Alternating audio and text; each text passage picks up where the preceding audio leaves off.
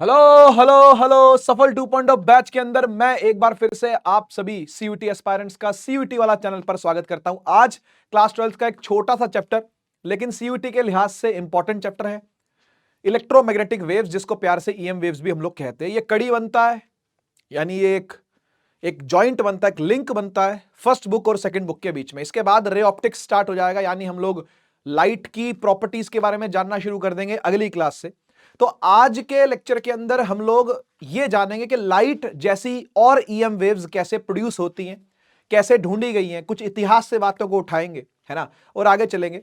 तो लेक्चर बहुत ही हल्का रहने वाला है, एनसीईआरटी बेस्ड ही आपको स्टडी करनी है। इससे बाहर जाकर के एक्स्ट्रा पढ़ने की कोई जरूरत नहीं है इस चैप्टर के लिए, और एनसीईआरटी बेस्ड ही सवाल आपको देखने को मिलेंगे सीयूटी के अंदर। ठीक है, थोड़ा लर्निंग बेस्ड चैप्टर है, जैसे कि आपको फ्रीक्वेंसी की रेंजेस जो है वो याद करनी पड़ती हैं, ठीक है ना। तो वही थोड़ा सा लर्निंग बेस्ड तो यहां पर रहेगा, मतलब थोड़ा सा आपको रट्टाबाजी चलेगी, है ना, कर नहीं सकते उसका कुछ भी भाई, अब ऐसा ही है ये चैप्टर, ठीक है ना। तो जल्दी से स्टार्ट करते हैं इस चैप्टर को, और मैं बहुत ज्यादा वक्त नहीं लूंगा इस चैप्टर को कंप्लीट करवाने में, ठीक है ना। जल्दी से सारे कॉन्सेप्ट्स को दिख जाते हैं। तो भाई हम लोग वन शॉट लेक्चर लेकर के आए, तो एक बार में कंप्लीट करना ही पड़ेगा चैप्टर को। शुरुआत करते हैं हम लोग इंट्रोडक्शन से। तो इलेक्ट्रोमैग्नेटिक वेव्स क्या है? ये लाइट वेव्स ही हैं, यानी लाइट वेव, जो विजिबल लाइट हमको अपने आसपास दिखती है, एक्चुअली में वो क्या है? वो इलेक्ट्रोमैग्नेटिक वेव ही है, और उसका एक छोटा सा पार्ट है, ठीक है ना। तो all electromagnetic waves are basically light waves, ठीक है ना। इनको प्यार से लाइट वेव्स भी बोल दो या इनको ईएम वेव्स बोल दो, एक ही बात है। इलेक्ट्रोमैग्नेटिज्म का क्या मतलब है कि भाई इसके अंदर इलेक्ट्रिक फील्ड भी इन्वॉल्व है और इसके अंदर मैग्नेटिक फील्ड भी इन्वॉल्व है, दोनों फील्ड्स इन्वॉल्व हैं, ठीक है ना। These are non mechanical waves. Non mechanical का मतलब क्या होता है? जो वैक्यूम में भी चल सकती हैं, यानी उनको मीडियम की रिक्वायरमेंट नहीं है, मटेरियल मीडियम की रिक्वायरमेंट नहीं है। They can travel in vacuum also, ठीक है ना, वैक्यूम में भी ट्रेवल हो सकती है। They can travel in vacuum, है ना। जैसे लाइट है, अब वो सन से चल करके अर्थ तक आती तो है, हीट है, सन से चल करके अर्थ तक आती तो है, तो ये क्या है? ये सब इलेक्ट्रोमैग्नेटिक वेव्स ही है। जो हीट आती है वो इंफ्रारेड है, और जो हमको रोशनी देखने को मिलती है वो विजिबल लाइट है हमारी, ठीक है ना। इलेक्ट्रोमैग्नेटिक स्पेक्ट्रम के अंदर बहुत सारी लाइट्स आती हैं, बहुत सारी वेव्स आती हैं। तो सारी वेव्स की स्टडी हम लोग करेंगे, थोड़ा थोड़ा सब चीजों को पढ़ेंगे, ठीक है। चलिए थोड़े से इतिहास की बातें करते हैं। तो भाई इतिहास में ईएम वेव्स के बारे में जो बात कही गई है वो कही गई है सबसे पहले मैक्सवेल के द्वारा। मैक्सवेल साहब ने कहा था कि भाई ईएम वेव्स एग्जिस्ट करती हैं। सबसे पहली बात, एग्जिस्ट करती है का जो दुनिया को पहली बार जिसने बताया उन भाई साहब का नाम इयान मैक्सवेल था, ठीक है ना। फिर आते हैं हर्ट्स, है ना, जोसेफ रुडोल्फ हर्ट्स इनका नाम है। Production of EM waves for the first time, पहली बार इन्होंने प्रोड्यूस करके दिखाया कि ईएम वेव्स कैसे पैदा होती हैं। इन्होंने चार्ज को एक्सेलरेट करवाया। यह बात मैं आपको पहले बता चुका हूं कि जब कोई चार्ज रुका रहता है तो सिर्फ इलेक्ट्रिक फील्ड के साथ डील करता है। जब वो चार्ज किसी यूनिफॉर्म स्पीड से चलता है, कांस्टेंट स्पीड से चलता है, तो इलेक्ट्रिक फील्ड और मैग्नेटिक फील्ड दोनों के साथ डील कर सकता है। और जब एक चार्ज नॉन यूनिफॉर्म मोशन करता है, यानी वेरी करती हुई वेलोसिटी से चलता है, तो उसके बाद इलेक्ट्रिक फील्ड भी प्रोड्यूस करता है, मैग्नेटिक फील्ड भी प्रोड्यूस करता है, और साथ ही साथ ईएम वेव भी प्रोड्यूस करता है। तो कुछ ऐसा ही किया किसने? हर्ट्ज ने। चार्ज को एक्सेलरेट करवाया और देखा कहीं दूरी पर कुछ स्पार्किंग हुई, थोड़ी सी दूरी पर कुछ स्पार्किंग हुई। तो यहां से वहां तक ये स्पार्क कैसे चला गया? वेव्स के थ्रू चला गया, वेव्स के थ्रू ट्रेवल हो गया। JC Bose, Indian scientist, EM waves of shorter wavelength are produce. Shorter wave, छोटी वेवलेंथ्स की ईएम वेव्स को प्रोड्यूस कराया गया जेसी बोस के द्वारा। उसके बाद आते हैं मार्कोनी, मैक्रोनी नहीं, अगर मार्कोनी का नाम मैक्रोनी किसी ने बोला तो ये मार देगा कोनी, है ना। मार्कोनी साहब ने फिर ईएम वेव्स को एक जगह से दूसरी जगह ट्रांसफर करके दिखाया वाया एंटीना। तो एंटीना की हेल्प से इन्होंने यहां से वहां ट्रांसफर करके दिखाया, इसलिए रेडियो का जनक कहा जाता है किनको? मार्कोनी साहब को। तो ये सब बातें आपको थोड़ी थोड़ी जाननी है। हिस्ट्री कोई आपसे पूछेगा नहीं वैसे, लेकिन हिस्ट्री जान करके थोड़ा सा इंटरेस्ट जरूर आता है कि भाई कौन कौन आए, क्या क्या बातें हुई, ठीक है। तो एक ने एग्जिस्टेंस बताई, एक ने पहली बार प्रोड्यूस किया, एक ने छोटी वेवलेंथ को प्रोड्यूस किया, है ना, और एक ने यहां से वहां ट्रांसफर किया एंटीना की हेल्प से वेव्स को, ठीक है। चलिए शुरू करते हैं भाई, बात करते हैं कि कॉन्सेप्ट क्या है। कॉन्सेप्ट को समझते हैं इलेक्ट्रोमैग्नेटिक वेव्स का। Changing magnetic flux produces electric field. क्या ये बात सही है? अगर मैग्नेटिक फ्लक्स को चेंज करते हैं तो क्या इलेक्ट्रिक फील्ड प्रोड्यूस होती है? जरा रिलेट करते बातों को जो आज तक पढ़ी है हमने, है ना। हमने फैराडे का लॉ पढ़ा था, याद है? हमने फैराडे साहब का लॉ पढ़ा था। क्या था फैराडे साहब का लॉ? फैराडे साहब ने कहा था कि भाई अगर मैग्नेटिक फ्लक्स चेंज होता है विद रिस्पेक्ट टू टाइम, है ना, तो ईएमएफ प्रोड्यूस होती है। सही बात है कि नहीं? ईएमएफ प्रोड्यूस होती है, यानी वोल्टेज प्रोड्यूस होती है। बेसिकली यहां पर किस किस को लिंक किया गया है, समझ रहे हो? यहां पर मैग्नेटिज्म को और इलेक्ट्रिसिटी को क्या किया गया, लिंक किया गया, और यह कहा गया है कि अगर मैग्नेटिक फ्लक्स में कुछ चेंज आता है तो भाई वोल्टेज यानी इलेक्ट्रिसिटी प्रोड्यूस होने के, है ना, यहां पर देखा गया है ना, कि अगर आप मैग्नेटिक फ्लक्स को चेंज करें, मैग्नेटिज्म के अंदर कुछ चेंज लेकर के आते हो तो इलेक्ट्रिसिटी प्रोड्यूस होती है। यानी यहां पर इसको अपने शब्दों में लिखना चाहूं, आसान शब्दों में, तो क्या लिख सकता हूं कि जब हम कुछ चेंज कर रहे हैं, किसमें चेंज कर रहे हैं, किसमें, मैग्नेटिज्म में, मैग्नेटिज्म में, तो प्रोड्यूस हो रही है इलेक्ट्रिसिटी, तो प्रोड्यूस हो रही है इलेक्ट्रिसिटी, है ना। सर इलेक्ट्रिसिटी कैसे प्रोड्यूस हो रही है? अरे यार ईएमएफ आई के नहीं आई, वोल्टेज आई के नहीं आई, आई। और आपको पता है कि जो वोल्टेज होती है ना, ये जो हमारी इलेक्ट्रिक फील्ड होती है, that is E dot DL, लिखा जाता है किसके साथ, इसको वोल्टेज के साथ, याद है कि नहीं? तो यार अगर ईएमएफ आई है तो फिर इलेक्ट्रिक फील्ड भी तो आई है या नहीं, आई है ना। तो यही लिखा हुआ है यहां पर कि चेंज इन मैग्नेटिक फ्लक्स अगर ईएमएफ प्रोड्यूस कर रहा है यानी वोल्टेज प्रोड्यूस कर रहा है तो इलेक्ट्रिक फील्ड भी तो क्या हो रही, प्रोड्यूस हो रही, हाँ की ना, है ना। ये चीज आपने पढ़ी है। ई को हम लोग डीवी बाई डी आर ऐसा लिखते हैं या नहीं, लिखते हैं ना। तो चेंज होने से मैग्नेटिक फ्लक्स के इलेक्ट्रिक फील्ड प्रोड्यूस हो रही है। मैग्नेटिक फ्लक्स कैसे चेंज होता है? मैग्नेटिक फील्ड को चेंज करने से। तो मैग्नेटिक फील्ड में चेंज होने से इलेक्ट्रिक फील्ड पैदा हो रही है। अरे भाई साहब, मैग्नेटिक फील्ड के चेंज होने से फ्लक्स चेंज हो रहा है, फ्लक्स के चेंज होने से ईएमएफ प्रोड्यूस हो रही है, और ईएमएफ प्रोड्यूस होने का मतलब इलेक्ट्रिक फील्ड प्रोड्यूस होना। वाह, यानी मैग्नेटिक फील्ड के चेंज से इलेक्ट्रिक फील्ड पैदा हो रही है। हां हां, फैराडे साहब ने तो यही कहा, फैराडे साहब ने तो यही कहा।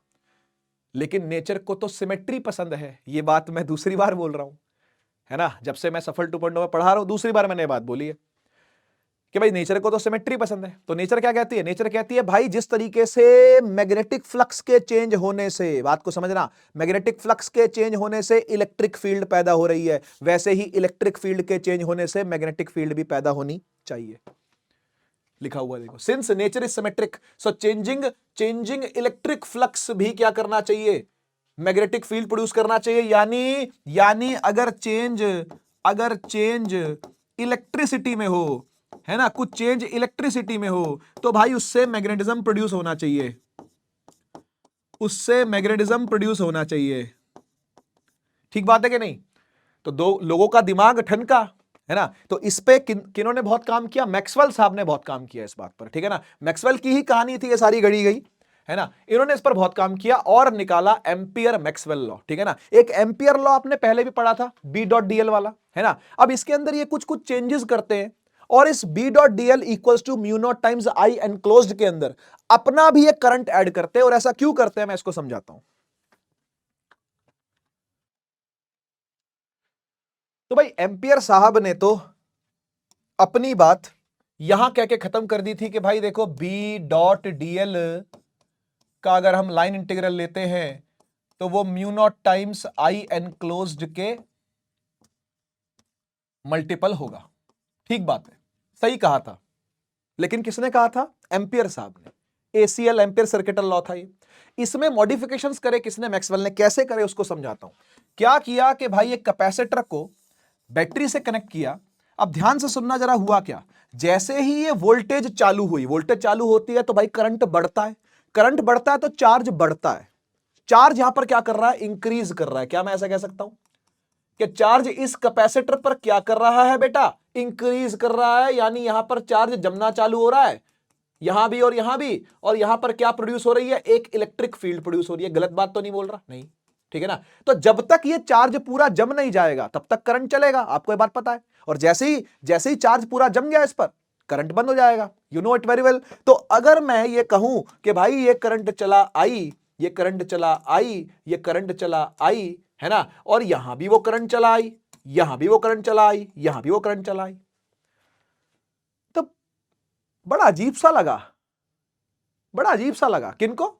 मैक्सवेल साहब को। वो ये कहते हैं कि भाई इस वायर में यहां तक करंट है, फिर तुम कह रहे हो यहां से करंट है, बीच में करंट नहीं है क्या? ऐसा नहीं हो सकता। दिस इज समथिंग एब्सर्ड, है ना। तो उन्होंने बोला कि भाई यहां तक, जहां तक वायर है वहां तक करंट है, जहां जहां तक वायर है वहां तक करंट है, और मैग्नेटिक फील्ड भी प्रोड्यूस हो रही है। भाई मैग्नेटिक फील्ड भी यहां प्रोड्यूस हो रही है, होगी ना, यहां भी प्रोड्यूस होगी, सही बात है। तो उन्होंने बोला एक काम करो, अगर मैं एक एम्पीरेंस लूप यहां लूं, यहां भी लूं, तो तुम ये कहना चाहते हो, उनका कहना ये था, मैक्सवेल साहब का कहना यह था कि तुम कहना चाहते हो कि यहां के लिए तो हम B dot DL is equal to mu naught I enclosed ये लगा दे, है ना, जो आई चल रहा है, जो कंडक्टिंग करंट है ना, जो कन्वेंशनल करंट है, वो यहां पर लिख दे, है ना, आई सी यहां पर लिख दे, कंडक्शन करंट बोलते हैं जिसको, या कन्वेंशनल करंट बोलते हैं जिसको, वो तो यहां पर लिख दे, है ना। लेकिन यहां पर कोई करंट ही नहीं होगा, तो फिर यहां करंट कैसे आ गया? जंप मार के आ गया क्या? कूद के आ गया, उड़ के आ गया? ये कैसे हो सकता है? एक तो ये बात थी। दूसरी बात जो उनको अजीब लगी वो पता क्या थी? वो ये थी कि यहां पर भी मैग्नेटिक फील्ड ऑब्टेन हो रही थी। जैसी मैग्नेटिक फील्ड इधर ऑब्टेन्ड थी, यहां भी कुछ बी था, है ना, तो यहां पर भी कुछ क्षण के लिए बी था। तो वो कहते हैं कि भाई ये मैग्नेटिक फील्ड कैसे आ रही है? ये दिमाग देख रहे हो कैसे ठनक रहा है? यहां जैसे मैग्नेटिक फील्ड आ रही है, यहां भी आ रही है, मतलब करंट के चलने से जो आनी थी सो तो आई, लेकिन जब चार्ज इस पर बढ़ रहा है, क्यू इंक्रीज कर रहा है, जब चार्ज बढ़ रहा है, क्यू इंक्रीज कर रहा है, करंट भी उस टाइम पर क्या कर रहा है भाई? इंक्रीज कर रहा है ना, और इलेक्ट्रिक फील्ड भी क्या कर रही है उस टाइम पर भाई? इंक्रीज कर रही है, और इस पर वोल्टेज भी धीरे धीरे क्या कर रही होगी? इंक्रीज कर रही होगी। सब कुछ इस पर क्या हो रहा होगा? इंक्रीमेंटल चल रहा होगा। उस क्षण के लिए यहां पर क्या हुआ? उस क्षण के लिए यहां पर मैग्नेटिक फील्ड भी महसूस हो रही है। तो इन्होंने बोला यार ऐसा नहीं हो सकता, ऐसा नहीं हो सकता कि यहां पर कुछ ना हो, खाली हो ये। तो इन्होंने क्या बोला? इन्होंने बोला कि अच्छा यहां पर मैग्नेटिक फील्ड आ रही है ना? हाँ आ रही है। जैसे करंट की अपनी मैग्नेटिक फील्ड होती है ना, वैसी ही आ रही है। हाँ वैसी ही आ रही है। तो जब करंट की वजह से मैग्नेटिक फील्ड हो सकती है, तो यहां भी एक करंट मान सकता हूं ना मैं, यहां से यहां चलता हुआ, यहां से यहां चलता हुआ मैं भी एक करंट मानूंगा जिसका नाम होगा डिस्प्लेसमेंट करंट। तो अब यहां पर दो करंट है, यहां पर अब दो करंट है। एक है कंडक्शन करंट जो अब तक चलता आ रहा है, IC IC IC IC IC, और जहां आपको आईसी नहीं मिल सकता, जहां वो पाथ पर नहीं भाग सकता, वहां भी मैग्नेटिज्म होने के कारण से डिस्प्लेसमेंट करंट नाम का एक कॉन्सेप्ट यहां पर दिया गया। तो उन्होंने बोला कि भाई ये फॉर्मूला पूरी तरह से ठीक नहीं है, मैं इसको थोड़ा सा और मॉडिफाई कर देता हूं। उन्होंने इसमें मॉडिफिकेशन लेकर के आया, उन्होंने बोला भाई बी डॉट डीएल तो हो रहा है, हाँ हो रहा है, आई सी कंडक्शन करंट तो यहां पर है, बिल्कुल है ना, और कंडक्शन करंट के साथ साथ भाई साहब क्या है, यहां पर एक डिस्प्लेसमेंट करंट भी और जोड़ना चाहिए आपको, यहां पर एक डिस्प्लेसमेंट करंट भी और जोड़ना चाहिए आपको, क्योंकि उसके कारण से भी क्या आ रही है? मैग्नेटिक फील्ड आ रही है। बेसिकली बात ये नहीं थी, बात ये थी कि मैग्नेटिक फील्ड आ रही है, बात ये थी कि मैग्नेटिक फील्ड आ रही है, तो क्यों आ रही है? कोई ना कोई करंट होगा, कोई ना कोई करंट जरूर होगा, लेकिन हवा में कोई करंट कैसे माने? हवा में कोई करंट कैसे माने? तो इसलिए उन्होंने बता दिया कि भाई मान लो कि यहां करंट होगा, मान लो कि यहां पर एक डिस्प्लेसमेंट करंट भी चल रहा है, चालू है, और इस करंट को कहा क्या है? ये कंडक्शन करंट है, ये कंडक्शन करंट है। अब बात यह आती है कि आईडी है तो है कौन? आईडी है तो है किस वजह से, है ना भाई? ये डिस्प्लेसमेंट करंट है अगर, तो इसके पीछे का कारण क्या है? तो अब बात समझो क्या थी भाई। देखो ऐसा था कि चार्ज इस दौरान बढ़ रहा था, तो जिस दौरान चार्ज बढ़ रहा है ना, केवल उस पल के लिए यहां पर मैग्नेटिक फील्ड फील हो रही है। एक बार कैपेसिटर फुल चार्ज हो गया ना, फिर नहीं हो रही, फिर नहीं है, फिर तो कोई करंट चलता ही नहीं, आपको पता ही है। सिर्फ इंक्रीजिंग करंट के साथ ही यह चीज जुड़ी है ना। तो चार्ज क्या कर रहा है भाई? ऐसे में यहां लिख देता हूं, चार्ज कर रहा है इंक्रीज। रीजन क्या है? क्योंकि करंट कर रहा है इंक्रीज। कौन सा वाला? किस करंट की बात हो रही है? कंडक्शन वाले की।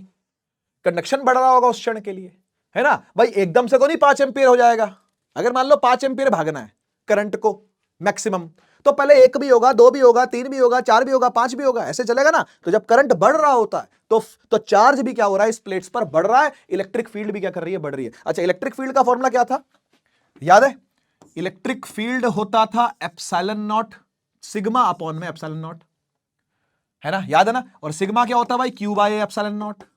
तो भाई चार्ज बढ़ रहा है, हाँ, तो इलेक्ट्रिक फील्ड भी क्या कर रही है? बढ़ रही है। तो इलेक्ट्रिक फील्ड भी क्या कर रही है भाई साहब? इंक्रीज कर रही है। कैसे बोलेगे नहीं कर रही? बिल्कुल कर रही है ना। अच्छा, अगर इलेक्ट्रिक फील्ड इंक्रीज कर रही है तो भाई एक बात बताओ एक बात बताओ, गॉस लॉ के हिसाब से, है ना, अकॉर्डिंग टू गॉस, आपको पता है कि इलेक्ट्रिक फील्ड होती है चार्ज एनक्लोज्ड अपॉन में एप्सिलॉन नॉट, है ना, और E dot ds is equal to flux, और ये होता है चार्ज एनक्लोज्ड अपॉन में एप्सिलॉन नॉट के बराबर। सही बात है कि नहीं?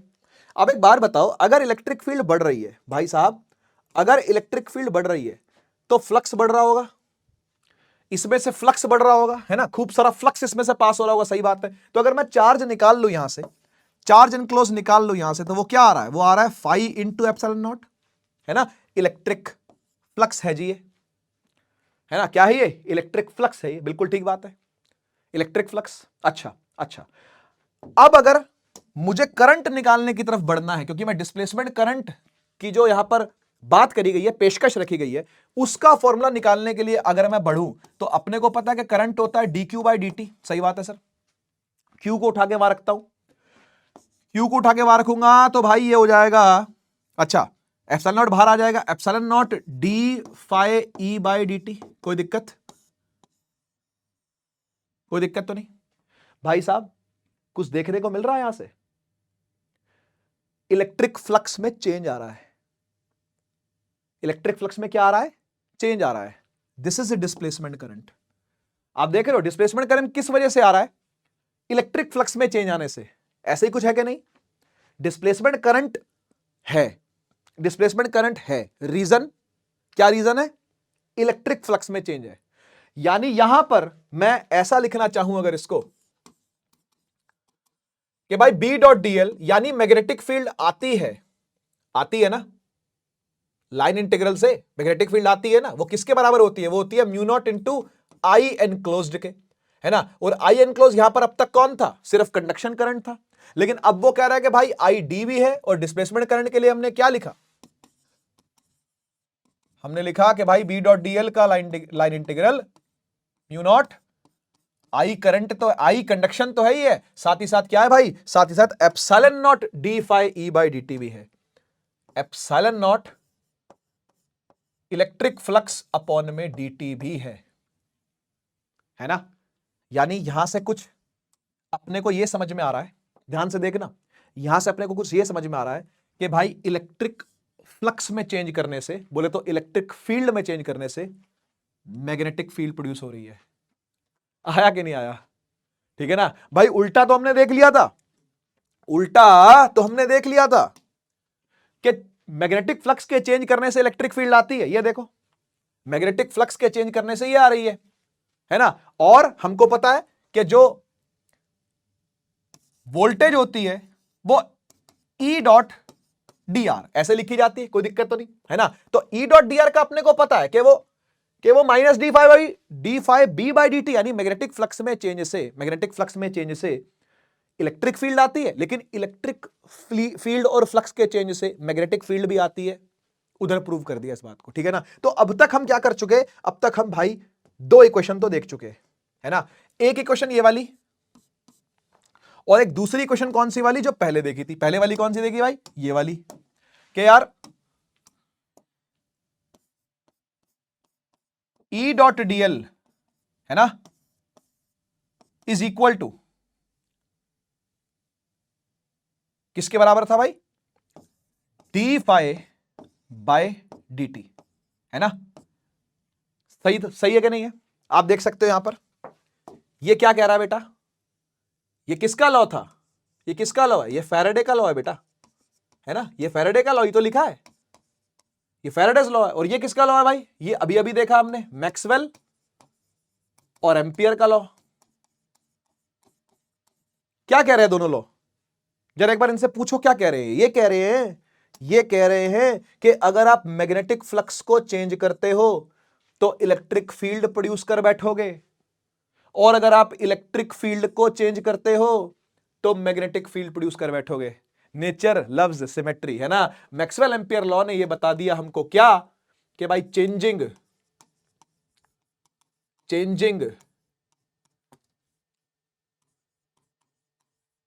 Electric flux creates magnetic field, हां कि ना? और चेंजिंग मैग्नेटिक फ्लक्स, ये किसने कहा? ये फैराडे साहब ने लिखा। Changing magnetic flux creates electric field, है ना? आराम से देखो, आराम से देखो और पढ़ो। देखो आपसे पूछ रहा है in order to establish an instantaneous displacement current, आपको आईडी पता करवाना है। इंस्टेंटेनियसली ही आएगा वो, तो एवरेजली तो आएगा नहीं है ना? ऑफ 1 मिली एम्पियर, ठीक है ना? 1 मिली एम्पियर क्रिएट करवाना है बोल रहा है, ठीक है ना? In the space between the plates of 2 microfarad parallel plate capacitor, microfarad यानी 2 माइक्रोफैरड की कैपेसिटेंस दे रखी है। तो पोटेंशियल डिफरेंस कितना चाहिए होगा आपको? बहुत बढ़िया सवाल है। कह रहा है कि भाई डिस्प्लेसमेंट करंट प्रोड्यूस करवाना ही है हमको, हमारी मर्जी, हमने करवाना है, ठीक है? कितनी वोल्टेज लगेगी तो बताओ। देखो भाई इसमें क्या करेंगे पता है, हमें पता है कि जो भाई करंट आता है वो dq बाय dt से आता है, सही बात है सर, है ना? और q is equal to cv होता है, बिल्कुल ठीक बात है सर। तो हमें काम करते हैं ना, हम यहां पर c तो कांस्टेंट ही होगा, बाहर ले लेते हैं, अंदर क्या बचा? dv बाय dt बचा, है क्या नहीं? है ना? dv बाय dt बचा। तो अपने को वोल्टेज पोटेंशियल डिफरेंस चाहिए, है ना?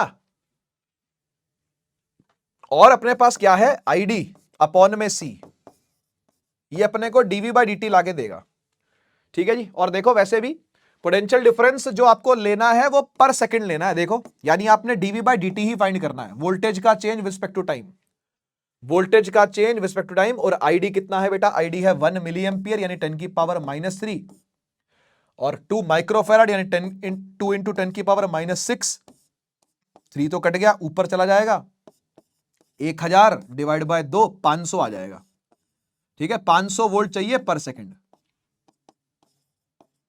ठीक है? डीवी बाई डी ही फाइंड करना था बेटा आपने, 500 वोल्ट पर सेकंड इज द आंसर, ठीक है जी। चलिए मैक्सवेल की सारी इक्वेशन एक बार फटाफट से देख लेते हैं भाई। मैक्सवेल ने सारी इक्वेशन किसकी दी? इलेक्ट्रो मैग्नेटिज्म की, पूरे यूनिट को समेट दिया किसमें? 5 इक्वेशनों में समेट दिया। वैसे 4 लिखी हुई हैं लेकिन मैं आपको 5 लिखवाता हूं, पूरा इलेक्ट्रोमैग्नेटिज्म कवर हो जाता है इन 5 इक्वेशन से, ठीक है ना? देखो सबसे पहली इक्वेशन आपने गॉस के टाइम पर पढ़ी थी। गॉस साहब कहते थे कि E.ds का सरफेस इंटीग्रल अगर आप लेंगे तो वो Q एनक्लोज्ड अपॉन में एप्सिलॉन नॉट के बराबर होगा, है ना? दूसरी चीज,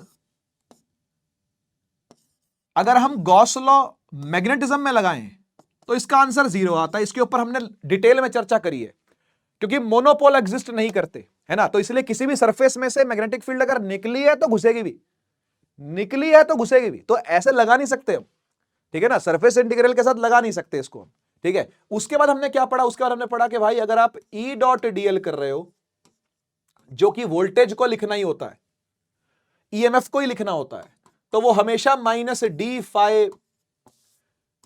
-d बाय dt आएगा। ये किसका लॉ था भाई? फैराडे साहब का लॉ था, है ना? d बाय dt यानी change in magnetic flux will create voltage, है ना? और फिर लास्ट में जो भाई लोगों ने निकाली, मैक्सवेल और एम्पियर साहब ने सब मिल जुला करके जो मैक्सवेल ने उसमें जोड़ा, वो क्या था बेटा? वो था B.dl, ठीक है ना? तो सरफेस इंटीग्रल लिया इन दोनों केसेस के अंदर और लाइन इंटीग्रल लिया इन दो केसेस के अंदर, ठीक है ना? तो ये गॉस लॉ इलेक्ट्रिसिटी का, ये गॉस लॉ मैग्नेटिज्म का, और ये फैराडे का लॉ, और ये एम्पियर मैक्सवेल इक्वेशन, ठीक है ना? एम्पियर मैक्सवेल इक्वेशन क्या थी? ये थी mu naught I C plus I D, और आई डी की जगह पर क्या लिख रहा हूं मैं? यहां पर लिख रहा हूं epsilon naught D flux of electric by dt। Clear है सारी कहानी? क्लियर है क्या सारी कहानी? ये देखो, ये गॉस लॉ है, ये गॉस लॉ है। क्या कहता है ये कहता है कि भाई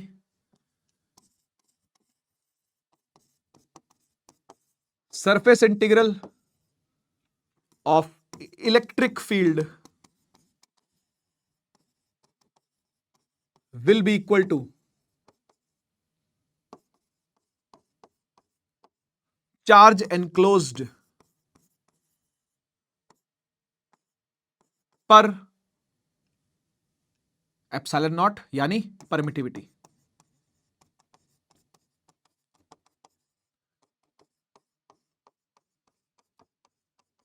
इन फ्री स्पेस। ये है गॉस लॉ फॉर मैग्नेटिज्म, और ये कहता है कि मोनोपोल एग्जिस्ट नहीं करते, इसलिए कोई गॉस लॉ काम नहीं करता, ठीक है ना। मोनोपोल्स डू नॉट एग्जिस्ट, ठीक है ना। इसलिए किसी भी सरफेस में से अगर फील्ड बाहर निकली है तो घूम के वापस भी जाएगी, ठीक है ना जी। तो इसलिए कभी भी आप सरफेस इंटीग्रल नहीं लगा पाओगे। लाइन इंटीग्रल लगा सकते हो, सरफेस इंटीग्रल नहीं लगा पाओगे, क्योंकि लाइन से मिलके क्या, समझो बात को, लाइन से मिलके क्या बनता है, सरफेस बनता है, और सरफेसेस से मिलके क्या बनता है, वॉल्यूम बनता है। तो बेसिकली एक वॉल्यूम में से जब फील्ड बाहर निकली है तो वापस घुसेगी। नॉर्थ पोल साउथ पोल हमेशा होते हैं, है ना। तो इसलिए नॉर्थ से निकलेगी साउथ में जाएगी, अपने आप फ्लक्स क्या आ जाएगा भाई, जीरो आ जाएगा, ठीक है ना। तो सरफेस वाला फ्लक्स नहीं निकल सकता किसका, मैग्नेटिज्म का, लेकिन लाइन वाला फ्लक्स निकल सकता है। और ये तो आपने देख ही लिया अभी अभी, ठीक है ना। मैक्सवेल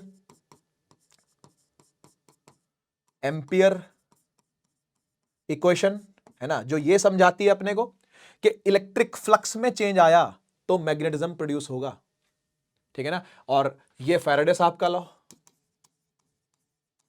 ये क्या कह रहे हैं, मैग्नेटिज्म में चेंज आया तो इलेक्ट्रिक फील्ड, यहां लिख देता हूं, ठीक है। E इज प्रोड्यूस्ड, ठीक है, व्हेन B चेंजेस या फ्लक्स चेंजेस, ठीक है ना। और यहां लिखता हूं B इज प्रोड्यूस्ड, सही तो लिख रहा हूं ना भाई, बता देना मुझे, है B is produced when E is changed, ठीक बात है ना भाई। तो मैग्नेटिक फील्ड का जन्म इलेक्ट्रिक फील्ड के चेंज से है, और इलेक्ट्रिक फील्ड का जन्म मैग्नेटिक फील्ड के चेंज से है। इसके अलावा फिफ्थ जो थी वो तो लॉरेंट्ज साहब का लॉ है ना, जो कहता है भाई जो टोटल फोर्स होती है, इलेक्ट्रोमैग्नेटिक फोर्स जो टोटल फोर्स है, लॉरेंट्ज फोर्स जिसको बोलते हैं, है ना, वो दोनों का वेक्टर सम होती है, इलेक्ट्रिक और मैग्नेटिक का, है ना। यानी QE plus Q V cross B, तो Q common, E vector plus V cross B, ठीक है जी। दिस इज लॉरेंट्स फोर्स, ठीक है। ओके जी, ये सब मिलाकर के क्या बन जाता है बेटा, पूरा इलेक्ट्रोमैग्नेटिज्म इतनी 5 इक्वेशनों में आकर निपट जाता है। नेक्स्ट चीज देखो क्या आती है, सोर्स पूछ रहा है ये वेव का क्या होता है। तो भाई स्टेशनरी चार्ज आपको पता है प्रोड्यूस करता है इलेक्ट्रिक फील्ड। एक चार्ज मूव करेगा कांस्टेंट वेलोसिटी तो इलेक्ट्रिक और मैग्नेटिक फील्ड दोनों बनाया गया, सब बातें मैं आपको बता चुका हूं ऑलरेडी। और एक एक्सेलरेटिंग चार्ज, यानी जब चार्ज क्या करने लगे, एक्सेलरेट करने लगे, तो वो प्रोड्यूस करेगा इलेक्ट्रिक फील्ड मैग्नेटिक फील्ड दोनों, और दोनों वेरिएबल होती हैं और दोनों एक दूसरे को भी प्रोड्यूस करती हैं। कितनी सुंदर बात है देखो। जब चार्ज एक्सेलरेट करेगा, बात को समझो, जब चार्ज एक्सेलरेट करेगा तो इलेक्ट्रिक फील्ड भी निकालेगा, मैग्नेटिक फील्ड भी निकालेगा, ठीक है ना। और वो दोनों वेरिएबल होंगी, माने चेंजिंग होंगी, और चेंजिंग होंगी तो एक दूसरे को भी प्रोड्यूस करेंगी, क्योंकि changing electric field magnetic field produce करती है, और changing magnetic field electric field produce करती है। क्या बात समझ में आ रही है। तो दोनों एक दूसरे को क्या करती रहेंगी, प्रोड्यूस करती रहेंगी। This is called electromagnetic wave, है ना। ये खूबसूरती है इलेक्ट्रोमैग्नेटिक वेव की। देखो क्या लिखा हुआ है, EM waves contains oscillating electric and magnetic field vectors। मतलब एक EM वेव के पास वेरिएबल इलेक्ट्रिक फील्ड और वेरिएबल मैग्नेटिक फील्ड होती है, और ये दोनों एक साथ बढ़ते हैं, एक साथ कम होते हैं, मतलब दोनों सेम फेज में चलते हैं। यानी कुछ इस तरीके से मान लेते हैं कि ये वेव की प्रोपगेशन है ना। ये वेव थोड़ा 11th वाले वेव से कनेक्ट होगा बेटा, जो आपने लास्ट चैप्टर छोड़ दिया था ना, नहीं पढ़ा था। कहां पढ़ते हैं 11th आते आते भाई, वैसी हवा गुल हो जाती है तो लास्ट चैप्टर छोड़ ही देते हैं, भाई छोड़ना यार क्या वेव्स पढ़ना। लेकिन मैं थोड़ा सा आपको याद जरूर करवाऊंगा कि 11th में क्या था जो आपने नहीं पढ़ा और जो यहां काम आने वाला है, ठीक है। सुनना, तो मान लेते हैं कि इस डायरेक्शन में वेव की वेलोसिटी है, ठीक है ना, वेव की वेलोसिटी की डायरेक्शन ये है, ठीक है। अच्छा, तो अब इलेक्ट्रिक फील्ड और मैग्नेटिक फील्ड कैसे चलते हैं। तो देखो इलेक्ट्रिक फील्ड ऐसे चलेगी, ऐसे इस प्लेन में ऑसिलेट करेगी, ठीक है, और मैग्नेटिक फील्ड ऐसे ऑसिलेट करेगी,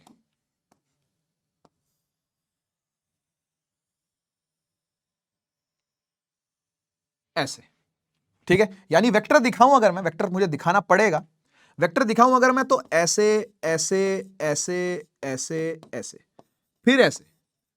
प्लेन देख रहे हो, प्लेन ही अलग है ना, ऑसिलेशन का प्लेन ही अलग है दोनों का, और दोनों 90 डिग्री पर क्या कर रही हैं, ऑसिलेट कर रही है ना। अब लाल वाले का देखो जरा, इलेक्ट्रिक फील्ड का देखो, है ना, अलग ही प्लेन है दोनों के ऑसिलेशन का।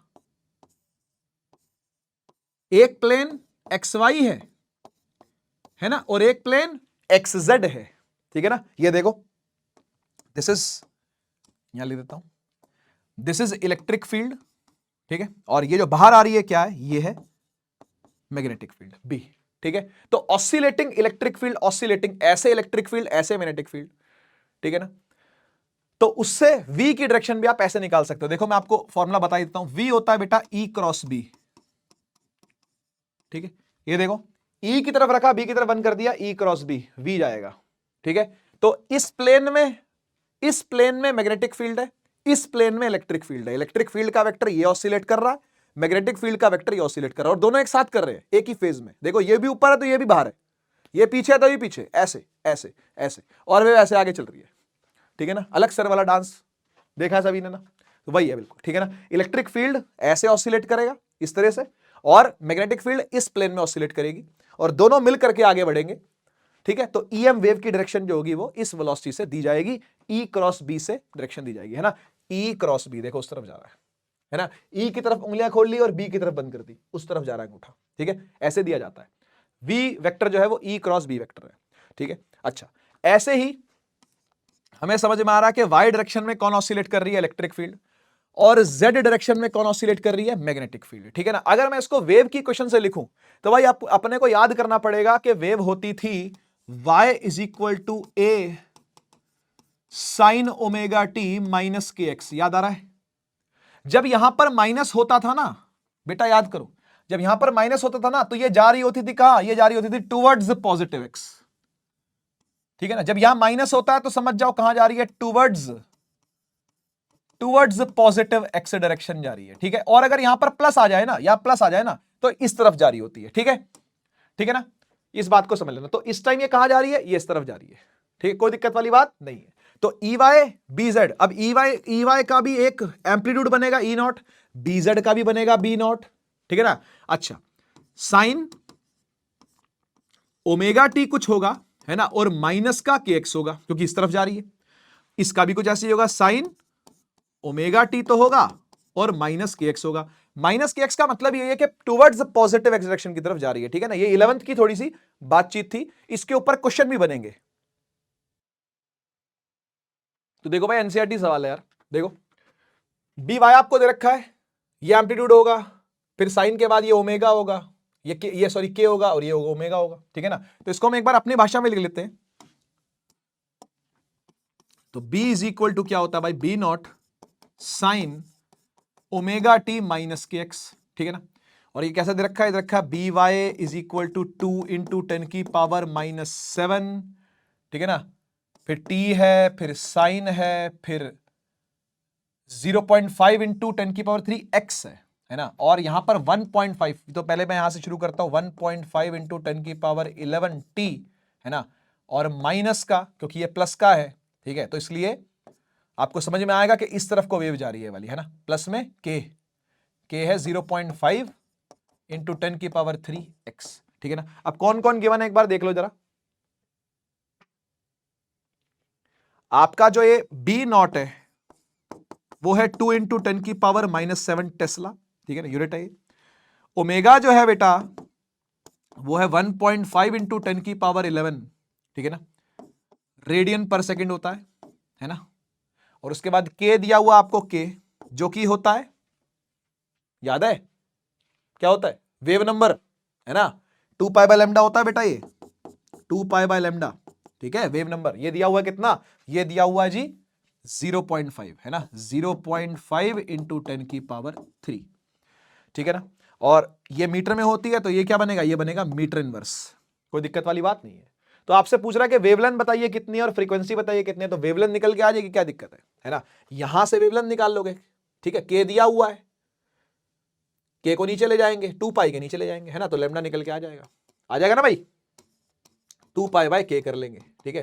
तो 2 है, पाई है, और के कितना है, के है 0.5 इंटू 10 की पावर 3, ठीक है ना। अच्छा, अब फ्रीक्वेंसी बोल रहा है आपसे निकालने के लिए, तो फ्रीक्वेंसी कैसे निकलेगी, आओ सुनो। देखो ये जो वेव है ये इलेक्ट्रोमैग्नेटिक वेव है, हाँ या ना, और इलेक्ट्रोमैग्नेटिक वेव की स्पीड होती है लाइट की ही स्पीड, और लाइट की स्पीड कितनी है भाई साहब, लाइट की स्पीड है c 3 इंटू 10 की पावर 8 मीटर पर सेकेंड। तो भाई ये आपको वेवलेंथ दी हुई है, फ्रीक्वेंसी निकल के आ जाएगी कैसे, फॉर्मूला याद है, c is equal to lambda nu, है ना। वेव की स्पीड, ये भी 11th क्लास के टॉपिक है बेटा, वेव की स्पीड वेवलेंथ इंटू फ्रीक्वेंसी के बराबर, तो फ्रीक्वेंसी हो जाएगी c बाय लेमडा, है ना। तो c तो दिया हुआ है 3 इंटू 10 की पावर 8, और अपॉन में क्या आ जाएगा, ये आ जाएगा बेटा 2 पाई, अपॉन में जो था ऊपर चला जाएगा 0.5 इंटू 10 की पावर 3, ठीक है ना। आपके लिए छोड़ रहा हूं सब चीजें, कैलकुलेट आप खुद करना भाई, ठीक है। बी पार्ट पर चलते हैं, right an expression for the electric field. अब भाई देखो मैग्नेटिक फील्ड दी हुई है वाई डायरेक्शन के अंदर, बात को समझना, कहां दी हुई है, वाई डायरेक्शन में, और वाई डायरेक्शन में भी कहां चल रही है, ये पॉजिटिव यानी इस तरफ चल रही है, ठीक है ना, मतलब मैग्नेटिक फील्ड इस तरफ को भाग रही है, और वो भी कैसे, ऊपर नीचे, वाई में। एक बात सोचो, अगर मैग्नेटिक फील्ड, ब्लू से दिखाता हूं, अगर मैग्नेटिक फील्ड ऐसे ऐसे वाई में भाग रही है, इस तरफ को भाग रही है, सही बात है ना, तो v की डायरेक्शन ये है, राइट हैंड से निकालनी होगी, इलेक्ट्रिक फील्ड की डायरेक्शन मुझे राइट हैंड से निकालनी होगी, है ना।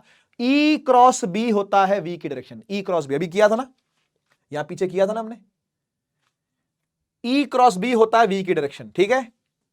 तो E क्रॉस B होता है किसकी डायरेक्शन, v की डायरेक्शन, तो B ऊपर की तरफ है, अगर E ऐसे होता तो इस तरफ जाती ना, उस तरफ जा रही है, तो B ऐसे है ना, तो E कैसे रहा होगा, E रहा होगा ऐसे, है ना, E क्रॉस B ऐसे, ठीक है। तो E किस प्लेन में है बेटा, इस प्लेन में है, समझ गए ना भाई, B ऐसे है तो E इस प्लेन में रही होगी ना ऐसे, E इस बार इस वाले प्लेन में है, इस वाले प्लेन में E है, इस वाले प्लेन में B है, E ऐसे, E ऐसे और B ऐसे, ठीक है ना, E ऐसे B ऐसे चला गया उस तरफ, ठीक है जी। तो ऐसे चल रही होगी E, है ना, इस बार ऐसे चल रही होगी E, बोलो सही बात है क्या नहीं।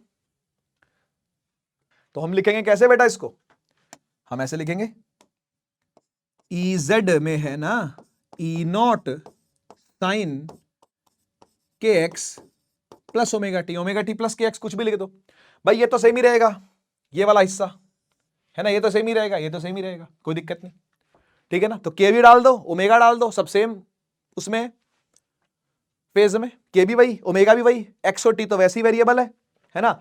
इस ई नॉट की सारी जड़ है, अब इसको निकालने की बारी आ रही है ना। तो देखो ई नॉट के लिए फॉर्मूला देता हूं आपको, देखो ई होता है सी बी, ये कहां से आया पता है, याद करो हमने वेलोसिटी सेलेक्टर पढ़ा था, जहां पर हमने ये देखा था कि जो वेलोसिटी होती है चार्ज पार्टिकल की, वो E डिवाइड बाय बी के बराबर होती है, याद है, E बाय बी के रेशियो में ही वेलोसिटी सेलेक्टर की अगर वेलोसिटी को रखा गया तो वो सीधा चल के आ जाएगा, क्योंकि दोनों कट जाती हैं आपस में। वेलोसिटी सेलेक्टर कहां पढ़ा था, मूविंग चार्जेस एंड मैग्नेटिज्म में, फिलहाल के लिए फॉर्मूला आपके सामने है, तो E naught is equal to C B naught, तो E नॉट कैसे निकालेगा बेटा, C यानी 3 इंटू 10 की पावर 8, और इंटू में B नॉट क्या है, B नॉट ये रहा 2 इंटू 10 की पावर -7, है ना। तो ये 60 आ जाएगा बेटा, 3 to 6 और 60, तो यहां पर आपने 60 लिख लेना, बस हो गया। 60 साइन के की वैल्यू डालना x, ओमेगा की वैल्यू डालना t, है ना, और बस ये आ गया आपका EZ, z डायरेक्शन में होगा, ठीक है ना। तभी तो ये z में होगा, ऐसे ऐसे ऐसे, ये b, तभी तो v उधर जा रहा है। चले आगे,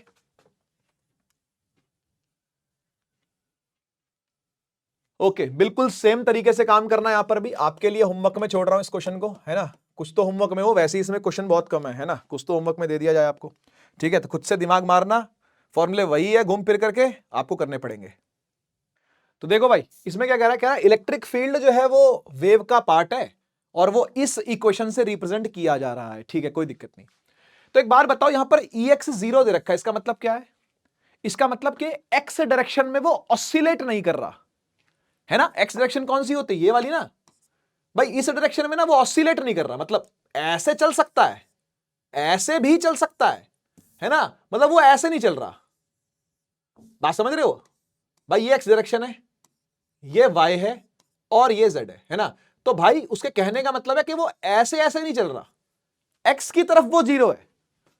बात समझे?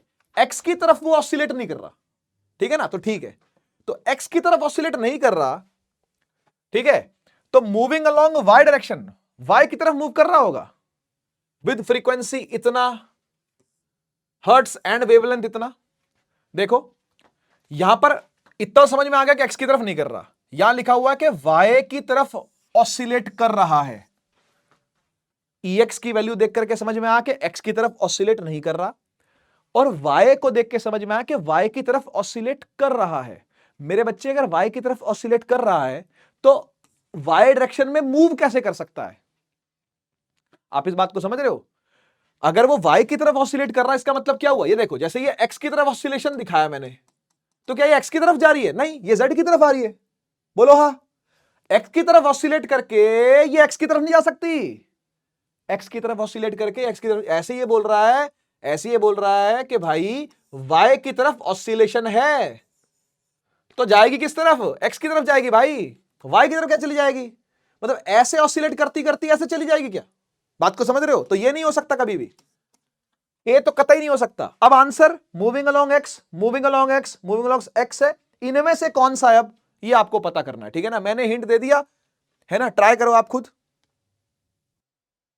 तो देखो भाई, एक और दिक्कत है यहां पर, फ्रीक्वेंसी सबकी सेम ही है, लेकिन भाई वेवलेंथ से पकड़ सकते हो आप, है ना। तो वेवलेंथ से ट्राई करके देखें।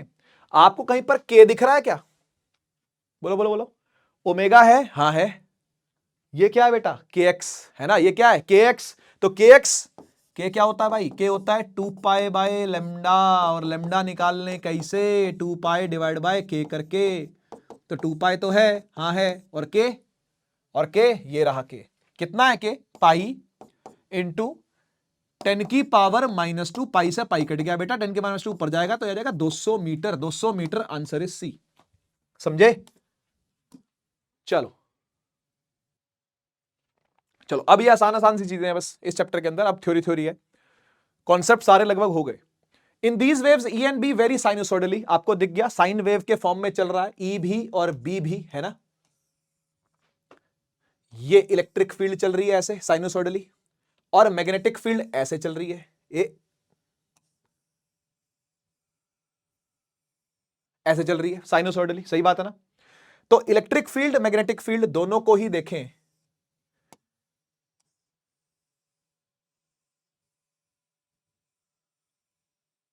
है ना। इलेक्ट्रिक फील्ड मैग्नेटिक फील्ड दोनों को ही देखें अगर, तो दोनों साइनोसोडली वेरी कर रही हैं।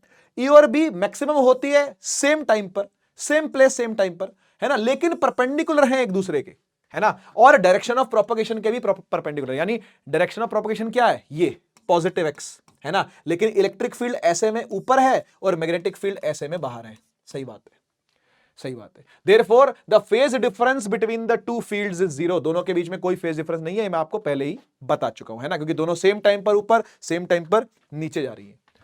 These waves do not require material medium, ये आपसे मैंने बात कर ली है कि मटेरियल मीडियम की प्रोपगेशन नहीं है यहां पर। It travels in free space with speed equal to इतना, विच इज गिवन बाय ये वाला फॉर्मूला, ठीक है ना। तो ये वैसे एनर्जी डेंसिटी से निकल करके आता है वाला फॉर्मूला, लेकिन आपको नीड नहीं है वो सब डेरिवेशन की, ठीक है ना। आप सिंपली यहां पर म्यू नॉट की वैल्यू पुट करोगे ना, एप्सिलॉन नॉट की वैल्यू पुट करोगे, दोनों की वैल्यू आपको आती है, यहां पुट करोगे सी की वैल्यू यही निकल के आएगी, 3 × 10⁸। यहीं से असल में निकाली गई है सी की वैल्यू, इसी फॉर्मूले से निकाली गई है, ठीक है ना। इसकी डेरिवेशन की कोई आपको खास नीड नहीं है, एनर्जी डेंसिटी से वैसे निकल के आ जाती है। The speed of electromagnetic wave in a medium is इतना, ठीक है ना। किसी वेव के लिए, किसी भी वेव के लिए जो उसकी स्पीड की वैल्यू होगी वो म्यू ई से निकल के, जैसे यहां म्यू नॉट एप्सिलॉन नॉट है ना, यहां पर म्यू नॉट एप्सिलॉन है ना, या म्यू और एप्सिलॉन है, ये किसी मीडियम के लिए हो सकता है ना। आपको अगर उस मीडियम की परमिटिविटी पता है, परमेबिलिटी पता है, रखो, रूट निकाल दो, 1 डिवाइड से आंसर आ जाएगा आपका निकल करके। Electric field vector of an electromagnetic wave produces optical effect, hence it is also known as light या ऑप्टिकल वेक्टर। ये बिल्कुल सही बात है भाई। देखो हमारी जो आंखें देख पाती है ना, जो हमारी आंखें ऑप्टिकल इफेक्ट देख पाती है कि भाई चीजें कैसी हैं आसपास, उनका रंग क्या है, उनका ढंग क्या है, उनमें चमक कितनी है, वो देख पाती है इलेक्ट्रिक फील्ड वेक्टर की वजह से। मैग्नेटिक फील्ड में जान नहीं है। हमारी आंखें जो डिटेक्ट कर पाती हैं वो इलेक्ट्रिक फील्ड का वेक्टर डिटेक्ट कर पाती हैं, मैग्नेटिक फील्ड का नहीं। आपको पता है हमारी आंखों पर, आंखों के बैक साइड पर रेटिना नाम की स्क्रीन होती है, पढ़ा आप सभी ने 10th क्लास के अंदर रेटिना के बारे में पढ़ा, ह्यूमन आई चैप्टर में, है ना। रेटिना के पास दो प्रकार के सेल्स होते हैं, रॉड सेल्स और कोन सेल्स। ये दोनों ही सेल्स फोटो रिसेप्टिव हैं, यानी जब इन पर लाइट गिरेगी ना तो करंट पैदा करते हैं। तो एक बात बताओ, करंट कौन पैदा कर सकता है? वोल्टेज। वोल्टेज किसके पास है? इलेक्ट्रिक फील्ड के पास। तो इलेक्ट्रिक फील्ड का वेक्टर ही आकर के रेटिना पर गिरता है। तो हमारी जो रेटिना के सेल्स है ना, वो इलेक्ट्रिक फील्ड के वेक्टर को कैच कर सकते हैं, जिसकी वजह से हमको ये सारा दिखाई हो पाती है, जो दिख पाता है हमको चीजें, ठीक है ना, वो करंट जनरेशन से हो पाता है। तो इलेक्ट्रिक फील्ड का वेक्टर आकर के हमारे रेटिना के इलेक्ट्रॉन्स को हिलाता है, वो हिलेंगे तो क्या होगा भाई? इफेक्ट पैदा होगा कुछ ना कुछ, उससे करंट जनरेट होता है। करंट जनरेट होगा, ब्रेन में जाएगा, ब्रेन में जाएगा तो हमको दिख जाएगा सामने कुछ है, ठीक है जी। तो लगातार ब्रेन पर यह काम चलता है ना। Direction of propagation can be determined by E cross B. ये मैंने आपको पहले ही बता दिया कि वी होता है ई क्रॉस बी से डायरेक्शन इसकी निकाली जा सकती है, ठीक है जी। बेटा लाइट एक एनर्जी के फॉर्म में, बिल्कुल सही बात है ना। और आपको पता है अब इसके पास दोनों तरह की फील्ड्स हैं, है ना। तो अगर मैं टोटल एनर्जी की बात करूं यहां पर, तो अपने को इलेक्ट्रिक एनर्जी भी चाहिए और अपने को मैग्नेटिक एनर्जी भी चाहिए। और यहां पर हम बात कर रहे हैं किसकी? एनर्जी डेंसिटी की। तो एनर्जी डेंसिटी भी अपने को क्या चाहिए? दोनों चाहिए। स्मॉल यू से डिनोट होती है, याद होगा आपको, है ना। स्मॉल यू से, तो मैं यहां पर भी स्मॉल यू, यहां पर भी स्मॉल यू लगाता हूं, है ना। यू ई क्या था याद है? Half epsilon naught electric field का स्क्वायर। और मैग्नेटिक एनर्जी की डेंसिटी क्या थी? बी स्क्वायर अपॉन में 2 म्यू नॉट। याद आ रहा है? बी स्क्वायर अपॉन में 2 म्यू नॉट, यानी half B square by mu naught, ऐसे भी कह सकते हो। आप दोनों को ऐड कर दो, आप दोनों को ऐड कर दो। Half epsilon naught electric field का स्क्वायर, है ना, और हाफ नीचे म्यू नॉट ऊपर बी स्क्वायर, ठीक है जी। दोनों को ऐड कर दो, टोटल एनर्जी निकल के आ जाएगी। यही टोटल एनर्जी डेंसिटी होती है बेटा किसी भी लाइट वेव की, ठीक है। देखो भाई क्या कह रहा है, कह रहा है एवरेज इलेक्ट्रिक फील्ड किसी सर्टेन रीजन में 9 इंटू 10 की पावर -4 न्यूटन पर कूलम है। तो एवरेज मैग्नेटिक फील्ड कितनी होगी सेम रीजन के अंदर, आपको यह बताना है, ठीक है ना। तो बहुत ही इजी है भाई। ऐसा सवाल आपको क्या नहीं पता क्या? E is equal to BC formula देखा है ना आपने, है ना। अब ये मत पूछना है फॉर्मूला कहां से आया, अभी थोड़ी देर पहले बताया था मैंने आपको। अगर आप चाहो तो मैं ड्राइव कर देता हूं, लो। अगर आप चाहो तो मैं ड्राइव कर देता हूं, लो जी देखो, यहां कर दूं, आओ देखो। Half epsilon naught E square is equal to half B square upon में म्यू नॉट, ठीक है। कहने का मतलब यह है कि जितनी लाइट के पास एनर्जी डेंसिटी इलेक्ट्रिक वाली है उतनी ही मैग्नेटिक वाली है, दोनों इक्वल है ना। आपने देखा ना, दोनों का प्रभाव बराबर है। जितना एनर्जी डेंसिटी इलेक्ट्रिक फील्ड का है उतना ही मैग्नेटिक फील्ड का है, दोनों क्या इक्वल है। अगर मैं ये आमने सामने काट दूं दोनों को, ठीक है जी, तो आप देखो जरा ध्यान से, ये हो जाएगा एप्सिलॉन नॉट, ये हो जाएगा म्यू नॉट। म्यू नॉट ऊपर ले गया, है ना, और यहां क्या है? बी स्क्वायर अपॉन में ई स्क्वायर, ठीक है। रेसिप्रोकल कर देता हूं, ई स्क्वायर अपॉन में B square is equal to 1 upon mu naught epsilon naught, ठीक है। अगर मैं दोनों तरफ रूट ले लूं बेटा, तो ये ई बाय बी हो जाएगा, है ना। E by B is 1 by under root mu naught epsilon naught. भाई अभी अभी देखा था, क्या है ये? क्या है ये? लाइट की स्पीड ही तो है। तो E by B is equal to क्या आ गया? सी आ गया।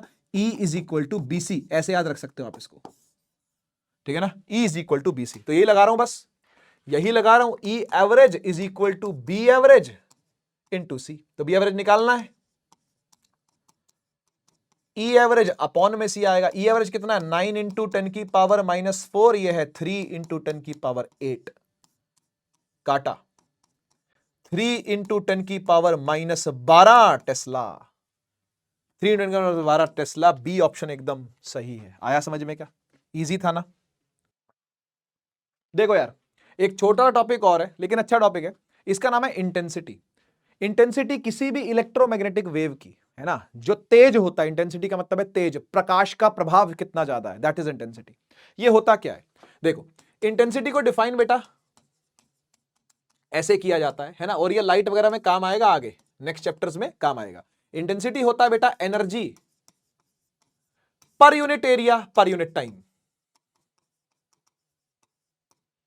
ये फॉर्मूला होता है इंटेंसिटी का। समझाता हूं मतलब क्या है इसका। देखो मान लो आपने कोई एरिया स्पेसिफाई कर लिया, ये एरिया है 1 मीटर स्क्वायर का, ठीक है, इस पर सेकंड कितनी एनर्जी आके गिर रही है ना, पर सेकंड कितनी एनर्जी आके गिर रही है, एक सेकंड में कितनी एनर्जी इसके ऊपर गिर गई, दैट इज इंटेंसिटी। समझ रहे हो ना, हो सकता है कम भी गिरे, हो सकता है ज्यादा भी गिरे, दैट इज कॉल्ड इंटेंसिटी। कितनी एनर्जी आकर के किसी पर यूनिट एरिया पर सेकंड गिर रही है, that is called intensity of that particular wave, ठीक है ना, वेव की ही है इंटेंसिटी, ठीक है। अच्छा एक बात देखो, अब आपने एनर्जी अपॉन टाइम पहले भी देखा हुआ है, क्या बोलते हैं इसको, पावर बोलते हैं, है ना, तो इसको ऐसा भी लिख सकते हैं बेटा कि पावर अपॉन में एरिया, है ना, और यूनिट भी कुछ ऐसी ही है इसकी, पावर होता है वाट, एरिया होता है मीटर स्क्वायर, तो वाट पर metre square is the SI unit, ठीक है जी। ये इंटेंसिटी की एसआई यूनिट है, आई से डिनोट कर सकते हो आप इसको, कोई दिक्कत वाली बात नहीं है, ठीक है, ओके। अच्छा तो एक बात और देखो, आई इज इक्वल टू क्या लिख रहा हूं, एनर्जी अपॉन में एरिया इंटू टाइम, है ना। अगर मैं चाहूं तो इसको एनर्जी डेंसिटी के फॉर्म में भी लिख सकता हूं भाई। एनर्जी डेंसिटी क्या होती है सर, एनर्जी डेंसिटी होती है एनर्जी अपॉन में वॉल्यूम, है ना, एनर्जी अपॉन में वॉल्यूम। तो यहां से अगर मैं एनर्जी निकालूं तो आएगा एनर्जी डेंसिटी इंटू में वॉल्यूम। अरे हाँ या ना बोलो, कोई दिक्कत क्या, नहीं सर। ई को उठा के यहां रख दो, ये क्या हो जाएगा बेटा, एनर्जी डेंसिटी इंटू में वॉल्यूम अपॉन में एरिया इंटू में टाइम। अच्छा तो हम बात ये कर रहे हैं कि भाई कोई वॉल्यूम है ना, उसमें से लाइट क्या कर रही है, पार हो रही है, ऐसे जा रही है लाइट, ऐसे लाइट निकल के जा रही है और पार हो रही है ना, कुछ एल लेंथ की वो ट्यूब है और कुछ ए एरिया उसका अपना है, कोई दिक्कत नहीं सर। तो वॉल्यूम कैसे लिखेंगे बेटा, वॉल्यूम लिखेंगे एनर्जी डेंसिटी जो भी है, और वॉल्यूम होती है ए इंटू एल अपॉन में ए इंटू टी, ए से ए कट गया, एल बाय टी क्या होगा बेटा, लाइट की स्पीड लेंथ अपॉन में टाइम, डिस्टेंस अपॉन टाइम ही तो है, ये क्या है, स्पीड है ना। तो देखो इंटेंसिटी एक और तरीके से भी लिखी जाती है, I is equal to energy density into में सी, यूसी, याद रहेगा, याद रहेगा। ये यू क्या है बेटा, ये यू क्या है, ये energy density, energy density is छोटा यू, ठीक है ना, तो छोटे यू के फॉर्म में लिखा हुआ छोटा यू इंटू सी, लाइट की स्पीड है ये सी, ठीक है, ऐसा भी लिख सकते हैं। तो ये फॉर्मूला भी ध्यान रखना है, पावर वाला तो रख ही लेना, ठीक है ना, और ये भी आपको ध्यान रखना है। चलते हैं आगे, intensity of a point source. चलो मान लो एक पॉइंट सोर्स है, एक बल्ब है जहां से रोशनी निकल रही है सब दिशाओं में, तो इसे कैसे डिफाइन करा जाएगा हमें ये समझना है, ठीक है ना। तो भाई इंटेंसिटी अगेन फिर से पूछूं आपसे तो क्या होता है, फिर से पूछूं तो क्या होता है भाई, सर जी ये होता है पावर अपॉन में एरिया, है ना। तो एवरेज पावर कितनी गिर रही है डिवाइड बाय एरिया कैसे लेंगे, तो एरिया आपको ना यहां पर एक स्फेयर मानना पड़ेगा, समझ रहे हो, समझ रहे हो ना भाई। एक पॉइंट सोर्स है, सब दिशाओं में एनर्जी निकालेगा, बोलो हाँ, तो पूरे का जो स्ट्रक्चर बनेगा वो क्या बनेगा, स्फेयर बनेगा, है ना। तो स्फेयर का सरफेस एरिया क्या होता है भाई, 4 पाई आर स्क्वायर होता है, हाँ कि ना। That is called intensity. ऐसे करके आप इंटेंसिटी निकाल सकते हो, सिमेट्रिकल ऑब्जेक्ट्स की निकल जाएगी इससे, है ना, सेम कॉन्सेप्ट से सिमेट्रिकल ऑब्जेक्ट्स की निकल सकती है। चलो इस सवाल को ट्राई करो एक बार, देखो क्या कह रहा है, कह रहा है एक पॉइंट सोर्स है जो कि इलेक्ट्रोमैग्नेटिक रेडिएशन फेंक रहा है सब तरफ, उसकी एवरेज पावर आउटपुट दे रखी है आपको, पावर दे रखी है, एवरेज पावर दे रखी है 1500 watt, maximum value of electric field distance 3 metre from this source कितना होगा। हाँ भाई ऐसे क्वेश्चन अच्छे होते हैं यार, ऐसे क्वेश्चनों को करके जाना चाहिए भाई। 3 मीटर की दूरी पर पूछ रहा है भाई, कितनी कितनी क्या होगी, इलेक्ट्रिक फील्ड होगी, इलेक्ट्रिक फील्ड की वैल्यू आपको निकालनी है 3 मीटर की दूरी पर, ठीक है ना। एक बार इसको ट्राई करो आप, चलो मैं करता हूं। देखो यहां पर इंटेंसिटी का फॉर्मूला ऑब्वियसली आपको लगाना पड़ेगा, ठीक है। तो इंटेंसिटी के आपने दो फॉर्मूले पढ़े हैं अभी, एक पावर के टर्म्स में पढ़ा कि पावर अपॉन में क्या होता है, एरिया, है ना, और दूसरा आपको इलेक्ट्रिक फील्ड निकालनी ही है बेटा, है ना। आपको इलेक्ट्रिक फील्ड निकालनी ही है, तो इलेक्ट्रिक फील्ड निकालने के लिए क्या करोगे, आप एनर्जी डेंसिटी वाले फॉर्मूले के पास जाओगे। वो कौन सा है, वो है I इज इक्वल टू छोटा u और c। दोनों को क्लब कर लेते हैं, दोनों फॉर्मूलों को, ये भी डेंसिटी ये भी डेंसिटी है, दोनों को क्या कर लो, क्लब कर लो, मिला लो, तो हो जाएगा u c is equal to power average upon में एरिया। ठीक है, अच्छा अब ये जो u है ये क्या है, half epsilon naught electric field का स्क्वायर। ठीक है ना, इलेक्ट्रिक फील्ड की ही बात हो रही है ना, तो इलेक्ट्रिक फील्ड का स्क्वायर। c क्या है, c आपको पता है लाइट की स्पीड है, is equal to average power दिया हुआ एरिया, क्या लेंगे, एरिया लेंगे 4 पाई आर स्क्वायर। एरिया क्या लेंगे, 4 पाई आर स्क्वायर। ठीक है ना, ये आर आपको दिया हुआ है 3 मीटर, सही है ना। तो बस यहां से इलेक्ट्रिक फील्ड आपने निकाल लेनी है, कैसे, ऐसे 2 ऊपर गया, एप्सिलॉन नीचे गया, सी भी नीचे गया, तो 2p अपॉन में 4 पाई एप्सिलॉन नॉट, है ना, 4 है, पाई है, एप्सिलॉन नॉट है, और c है ना, c आर स्क्वायर, और ये किस में है, ये अब रूट में है। ठीक है, ये किस में है, रूट में है। क्या आपको सारी चीजें दी हुई है क्या, एक बार चेक कर लो, एक बार चेक कर लो बेटा। ये देखो, ये 1/4 पाई एप्सिलॉन नॉट है, इसको आप पहले से जानते हो, है ना, 1/4 पाई एप्सिलॉन नॉट था कूलम्स कांस्टेंट, 9 इंटू 10 की पावर 9। ठीक है, तो कैलकुलेट अगर मैं करूं, यहां पे कर देता हूं, है ना, अंडर द रूट तो है ही है 2, एवरेज पावर कितनी है 1500।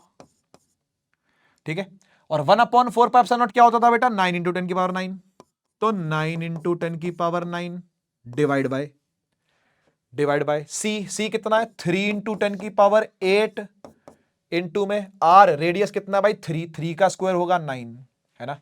कटने वाली चीजें लग रही है तो काट दो, बढ़िया बात है। 8 से कट गया, 1 रह गया, है ना, और ये कटेगा कितने पर, 500 पर। ठीक है, तो ये 1000 आ गया मेरे ख्याल, है ना, 1 0 था, 5000, 10,000, है ना, तो 10,000 का रूट 100 होगा बेटा, है ना, 100 इज द आंसर। चले आगे, ओके, लास्ट टॉपिक पर आते हैं अपने, इलेक्ट्रोमैग्नेटिक स्पेक्ट्रम। तो भाई स्पेक्ट्रम आपको याद रखना है, ठीक है ना, स्पेक्ट्रम याद रखना है आपको। ओके जी, कैसे याद रखोगे स्पेक्ट्रम, तो भाई इसको याद करने का तरीका बहुत इजी है। देखो, gamma, x ray, ultraviolet, visible, infrared, microwave, radio waves, नीचे से ऊपर याद करवाता हूं, करवा दूं, लो, गाड़ी, एक्सयूवी इन माई रेंज, गाड़ी एक्सयूवी इन माई रेंज। ठीक है, गाड़ी, जी से गाड़ी, जी से गामा, एक्स से एक्सरे, यू से अल्ट्रावायलेट, वी से विजिबल, इन से इंफ्रारेड, माई से माइक्रोवेव, और रेंज से रेडियो वेव। ठीक है ना, गाड़ी एक्सयूवी इन माई रेंज। ठीक है, अच्छा, रेंज से याद आया कि आपको ये सारी रेंज याद करनी है भाई। ठीक है, मैंने आपको शुरू में ही कहा था, ठीक है, इन पर डायरेक्ट क्वेश्चन बन के आता है बेटा, तो ये आपको याद करना पड़ेगा, याद करना चाहिए। ठीक है, एक खास बात, जब भी आप नीचे से ऊपर की तरफ जाओगे, ठीक है ना, यानी गामा से रेडियो की तरफ जाओगे, ठीक है, तो फ्रीक्वेंसी हमेशा घटती है। देख लो, 10 की पावर 22 है, वो 10 की पावर 3 है, घट रही है। ठीक है ना, लेकिन ऊपर से नीचे अगर आओगे तो वेवलेंथ बढ़ती है। ठीक है, क्योंकि आप जानते हो कि v is equal to lambda times nu is the formula, है ना, तो यहां पर c is equal to lambda nu अगर मैं लिखूं, है ना, तो जिसका लेमडा बड़ा है उसका फ्रीक्वेंसी कम है ना, जिसका वेवलेंथ ज्यादा फ्रीक्वेंसी कम, जिसकी फ्रीक्वेंसी ज्यादा उसकी वेवलेंथ कम, c तो कांस्टेंट रहेगा, है ना, इन अ पर्टिकुलर मीडियम। क्लियर बात, तो गामा एक्सयूवी इन माई रेंज। ठीक है, ऐसे करके इसको बच्चे याद रखते हैं, और बाकी ये सब आपको बेटा याद रखना है ना। अच्छा, किसी किसी किताब में हो सकता है उल्टा सीधा भी थोड़ा आगे पीछे हो रखा हो, 2-4 पॉइंट इधर उधर हो, तो परेशान ना होना, मोटा मोटी है ये रेंज। ठीक है ना, मोटा मोटी जितनी मुझे याद थी वो मैंने लिख दी यहां पर। ठीक है, चलते हैं, सबसे पहले बात करते हैं रेडियो वेव्स के बारे में। रेडियो वेव प्रोड्यूस कैसे होती है और कहां काम आती है, दो बातें करेंगे, प्रोडक्शन और काम, प्रोडक्शन और काम। ठीक है, it is produced by accelerated motion of charges in conducting wires, that is by oscillating electric charge। देखो, आप रेडियो वेव्स को कहां कहां यूज करते हो, टीवी में, मोबाइल फोन में, जीपीएस में, नेविगेशंस के अंदर, है ना, और वाईफाई, ब्लूटूथ, ये सब जगह पर आप रेडियो वेव्स का यूज करते हो। आपका फोन का सिम कार्ड ही प्रोड्यूस करता है रेडियो वेव। तो सिम कार्ड के अंदर क्या है भाई साहब, इलेक्ट्रिक चार्ज यानी इलेक्ट्रॉन्स क्या कर रहे हैं बेटा, ऑसिलेट कर रहे हैं। तो रेडियो के लिए, टीवी कम्युनिकेशन के लिए, मोबाइल फोन्स के लिए, सब जगह पर रेडियो वेव्स इस्तेमाल होते हैं। ठीक है जी, काम की चीज है बहुत। आगे बढ़ते हैं, नेक्स्ट आता है माइक्रोवेव्स पर।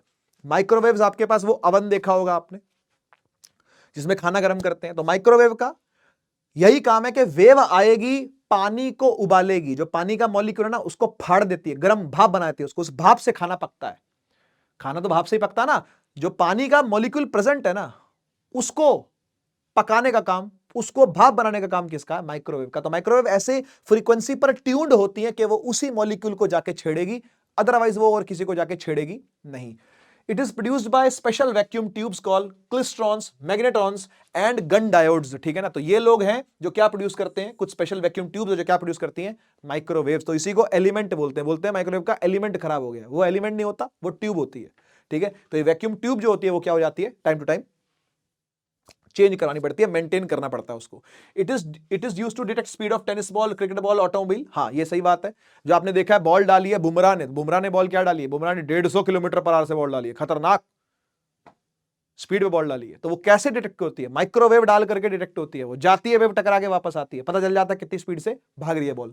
It is used in microwave ovens, ovens के अंदर भी यूज होता है, जैसे कि मैंने आपको बताया। ठीक है, आगे बढ़ा जाए, इंफ्रारेड की बात करते हैं। It is produce by hot bodies. देखो इंफ्रारेड ही है जिससे हमको गर्मी लगती है, हमें जो गर्मी महसूस होती है ना वो इंफ्रारेड की वजह से महसूस होती है। Vibrations of atoms and molecule, देखो एटम और मॉलिक्यूल वाइब्रेट करेंगे तो हमें गर्मी तो फील होगी ना, जैसे चाय अपने को गर्म लग रही है। खाली इतनी सी बात नहीं है, होता तो यही है कि जब आप चाय को टच करते हो तो आपके स्किन के मॉलिक्यूल बहुत तेज वाइब्रेट करते हैं, है ना। लेकिन इसके बावजूद भी आप चाय के पास अगर हाथ भी रखोगे, टच नहीं करना, दूर भी हाथ रखोगे, तो भी वो लगातार लगातार लगातार एनर्जी रेडिएट कर रही है, वो इंफ्रारेड ही है जो रेडिएट हो रही है। ठीक है ना, it is also called heat waves, है ना। हीट वेव्स जो होती हैं वो इंफ्रारेड ही होती हैं। It is not detected by human आई, आंखों से नहीं दिखता, लेकिन सांप देख लेता है ना। अब तुम में से कोई सांप हो तो क्या पता तुम्हें दिख जाए, है ना। Use to see through fog and smoke, muscular pain treat हो जाता है। ठीक है जी, है ना। It is responsible for keeping average temperature through green house gas, बिल्कुल ठीक बात है भाई। इंफ्रारेड जो आती है वो कैप्चर हो जाती है ग्रीन हाउस के द्वारा और वापस नहीं जा पाती, जिसकी वजह से ये धरती कुछ गर्म रहती है, नहीं तो बर्फ जम जाए रोज रात को इस धरती पर।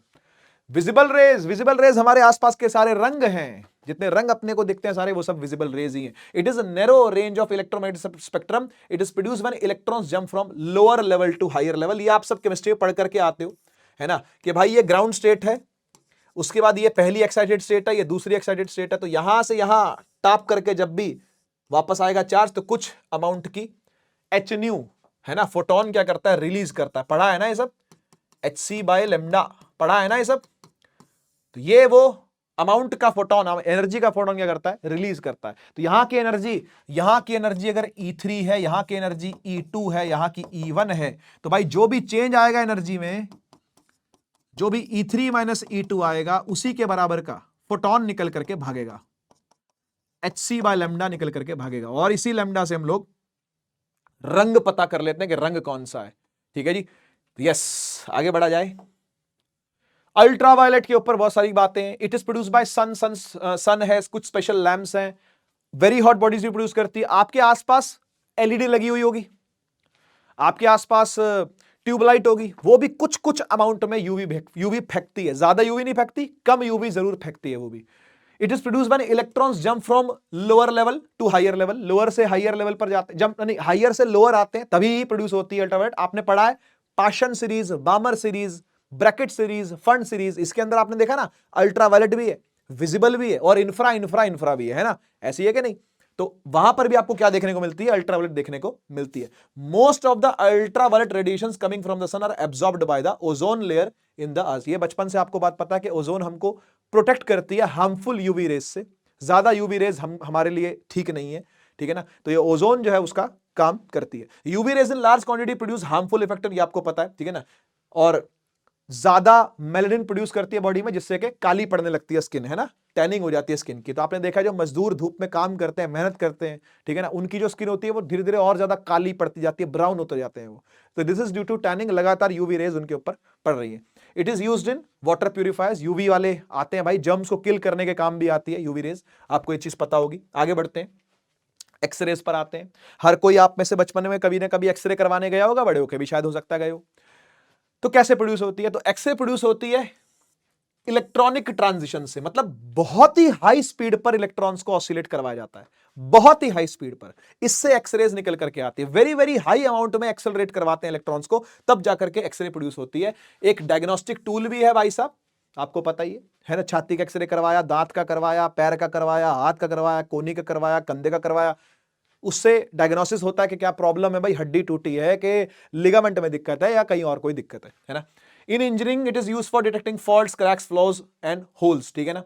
एक्सरेज इसलिए भी काम आती है कि कोई मैन्युफैक्चरिंग पार्ट अगर निकल के गया है ना, तो उसको वापस से स्कैनर में डाला जाएगा, एक्सरे स्कैन करके बता देगी कि भाई यहां पर कोई दिक्कत है, कोई क्रैक है, तो इसको आगे मत भेजो, इसको वापस से गलाने भेज दो, वापस गलने जाती है, फिर वो फिर नहीं बन करके आती है। इस तरीके से एक्सरे ये चीज भी फाइंड कर लेती है। गामा रेस की बात करते हैं, it is high frequency, yes, very very very very high frequency, इसकी फ्रीक्वेंसी बहुत ज्यादा है, और फ्रीक्वेंसी ज्यादा होगी तो एनर्जी ज्यादा होगी, उतनी ही ज्यादा घातक होगी, ठीक है ना। तो ये कहां काम आती है? मेडिसिन इंडस्ट्री में तो इसका काम है ही है, कैंसर के ट्रीटमेंट के लिए रेडियोथेरेपी करी जाती है। तो रेडियोथेरेपी में जो गांठ होती है, मान लो कोई गांठ लगी है, जैसे मान लो यहां पर कैंसर हो गया, गांठ हो गई है, तो यहां पर वो क्या डाला जाएगा? गामा रेस को डाला जाएगा।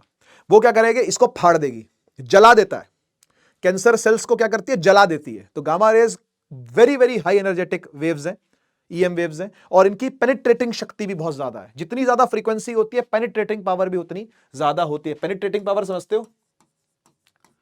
भेदन क्षमता, है ना। पेनिट्रेशन का मतलब होता है भेदना, तो भेद देती है, ठीक है जी।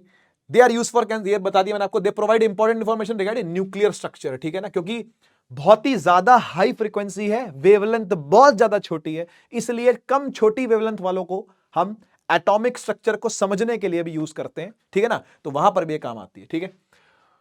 अच्छा, प्रोड्यूस कैसे होती है? तो न्यूक्लियर रिएक्शन से ही प्रोड्यूस होती है भाई, ये है ना, गामा रेस न्यूक्लियर रिएक्शन से प्रोड्यूस होती है। बाकी जाकर के हम आने वाले चैप्टर्स के अंदर पढ़ेंगे, जहां पर हम लोग पढ़ रहे होंगे एटम्स एंड न्यूक्लियाई के बारे में, तो वहां पर गामा का डिके भी देखेंगे कि कैसे रेडियो एक्टिविटी से गामा रेस प्रोड्यूस होती है, ठीक है जी। चलिए, एक सवाल आपके सामने आया है, तो ट्राई कर लीजिए इसको।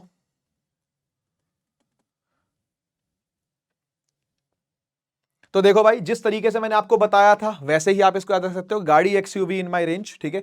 डिक्रीजिंग ऑर्डर पूछ रहा है आपसे वेवलेंथ का ऑफ इंफ्रारेड माइक्रोवेव, ठीक है, जो भी है ना। तो आपको पता है कि जिस जिस ऑर्डर में मैंने आपको बताया था उस ऑर्डर में बढ़ रही है वेवलेंथ, बढ़ रही है ना। गाड़ी एक्सयूवी इन माई रेंज, यही बताया था मैंने आपको। ऐसे वेवलेंथ क्या कर रही है? बढ़ रही है, रेडियो की वेवलेंथ ज्यादा होती है, ठीक है। तो इंफ्रा कहां है? ये रही नंबर 1, ठीक है ना। माइक्रो कहां है? ये रही नंबर 2, ये रही नंबर 3, और ये रही नंबर 4, है ना। तो डिक्रीजिंग ऑर्डर में लगाना, यानी इस ऑर्डर में जाना आपने, ठीक है। तो पहले 1 लगाओ, सॉरी पहले 2 लगाओ, फिर 1 लगाओ, फिर 3 लगाओ, फिर 4। तो पहले क्या लगाओगे? माइक्रोवेव, फिर क्या लगाओगे? इंफ्रारेड, फिर क्या लगाओगे? अल्ट्रावायलेट, फिर लगाओगे गामा। तो ए आंसर एकदम सही है ना, ए आंसर एकदम ठीक है। ओके, एक और सवाल आया भाई, पूछता है कौन सी चीज किसके लिए यूज होती है भाई? तो इंफ्रारेड मस्कुलर स्ट्रेन के लिए, रेडियो वेव्स ब्रॉडकास्टिंग के लिए, एक्सरे ये तो सब आमने सामने लिखा हुआ भाई। यूवी रेज भाई एब्जॉर्ब होती है जोन से, आपको पता है। एक्सरे फ्रैक्चर के लिए, है ना। रेडियो वेव्स ब्रॉडकास्टिंग के लिए, कम्युनिकेशन के लिए, और इंफ्रारेड मसल्स के स्ट्रेन को कम करने के लिए भी, क्योंकि हीट वेव्स है ना वो, उससे मसल्स अगर कहीं स्टिफ हो रखे हैं तो खुल जाएंगे गर्मी से, है ना। तो यही है इसका आंसर, है ना। फर्स्ट का 1, सेकंड का 2, थर्ड का 3, फोर्थ का 4, ठीक है। तो बस आज के लिए केवल इतना ही। छोटा सा चैप्टर है, इंफॉर्मेटिव चैप्टर है, याद करने की चीजें बिल्कुल है ना, समझने की चीजें फिर भी कम है। आपने दोनों काम करने हैं, ज्यादा समय इस पर खराब नहीं करना, लेकिन याद करने वाली चीज जरूर याद करनी है, क्योंकि सीयूटी के अंदर लर्निंग इंपॉर्टेंट है। सवाल कुछ कुछ सीधे उठ करके आ जाएंगे, आप कुछ कर नहीं पाओगे और आपको चीजें याद नहीं होंगी, ठीक है। तो ये रेंजेस वगैरह याद कर लीजिएगा, ऑर्डर शॉर्डर जितने भी है सारे याद कर लेना भाई, ठीक है। आज के लिए केवल इतना ही, मिलते हैं अगली क्लास के अंदर, जहां पर हम ऑप्टिक्स को स्टार्ट करने वाले हैं, वो भी रे ऑप्टिक्स को, ठीक है ना। तो भाई कमर कस के आइएगा, लेक्चर थोड़ा सा लंबा होगा क्योंकि रे ऑप्टिक्स बहुत बड़ा चैप्टर है, ठीक है। तो मिलते हैं अगली बार, तब तक के लिए take care, tata, bye bye.